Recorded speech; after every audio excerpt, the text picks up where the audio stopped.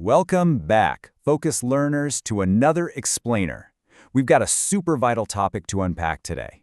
We're looking at a deeply complex, highly tense, global event that literally has the entire world on edge. The May 2026 USA-Iran Situation Report. It's this delicate, moving puzzle of military action, domestic law, and massive global economics. Okay, let's dive into this. Here is our agenda for today. We'll start off with the May 2026 ceasefire, then take a look back at the early 2026 clashes. From there, we'll examine the U.S. political debate, the global economic shockwaves, and finally, the fragile path forward. All right, Section 1, the May 2026 ceasefire. We're going to skip the long history lesson for a moment and zoom straight into the present day, because right now, this entire standoff is resting on an absolute razor's edge. Now, what's really interesting about this slide is that one critical word: temporary. A ceasefire isn't a resolution, right? It's literally just hitting the pause button on the fighting. It is absolutely crucial for us to remember that we're essentially in a state of suspended animation right now, not lasting peace. So, on the ground, this means active fighting has thankfully cooled down.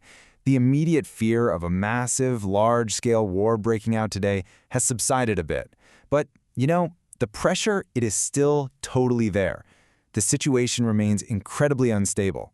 Both sides have their troops on very high alert, and nobody is packing up to go home just yet.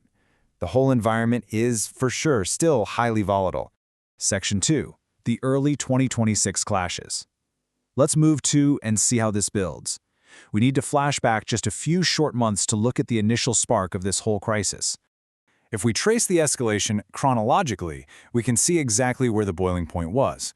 Obviously, for years prior, you had these deep historical tensions simmering between the US and Iran. Then, in early 2026, that friction finally boiled over into direct military clashes.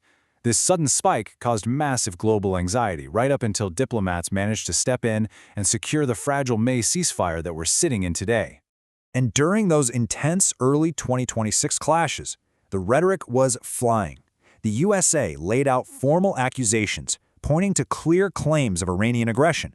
But at the exact same time, Iran was laying out its own accusations, citing claims of U.S. aggression. Both nations were firmly pointing the finger at each other as the primary instigator here. Section 3, the U.S. political debate. The impact wasn't just international, Zooming in on the domestic ripple effect, we see this overseas conflict sparking a major, highly contested internal conversation right inside the United States. And this brilliantly illustrates the whole domestic balancing act. On one side of the scale, you've got some leaders arguing that the conflict is effectively over since a ceasefire is in place.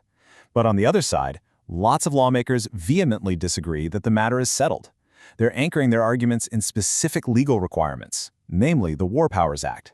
To truly get that debate, we have to look at the law itself.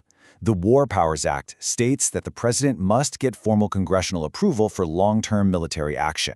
So, the ongoing debate in the U.S. hinges purely on whether those recent, brief military clashes are a closed chapter, or if they count as an ongoing military engagement that legally requires formal, long-term approval from lawmakers. It's a huge point of contention.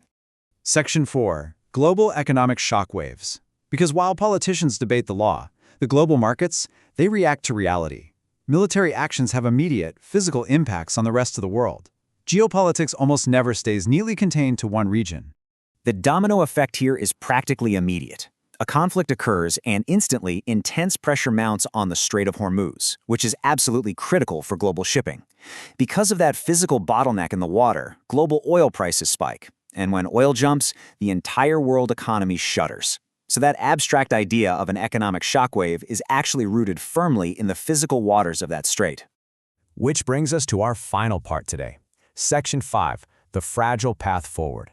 We're pivoting now from the sparks of the past and the economic shocks of the present to look at the razor's edge of future diplomacy. What actually comes next? The ultimate, high-stakes question hanging over all of this is simply, can a full war be avoided?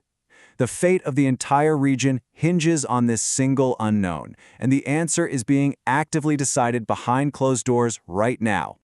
So, the crucial point is that we can actually see the machinery of diplomacy turning behind the scenes. First, Iran formally sent a peace proposal aiming to reduce tensions. Second, we're seeing active diplomatic talks being cleverly facilitated through intermediary countries just to keep those channels open. And third, there are visible mutual efforts to pull back from the brink of full war. The whole world is basically holding its breath watching these efforts unfold. Ultimately, this is exactly where we stand today. The situation is controlled, but peace is not fully achieved. It's a tense, highly managed holding pattern. Just a very delicate balance between the outbreak of conflict and the achievement of true resolution. As we wrap up this explainer, I really want to leave you with this final provocative thought. What small incident could restart it all? Because the absolute reality is, the situation is still incredibly dangerous.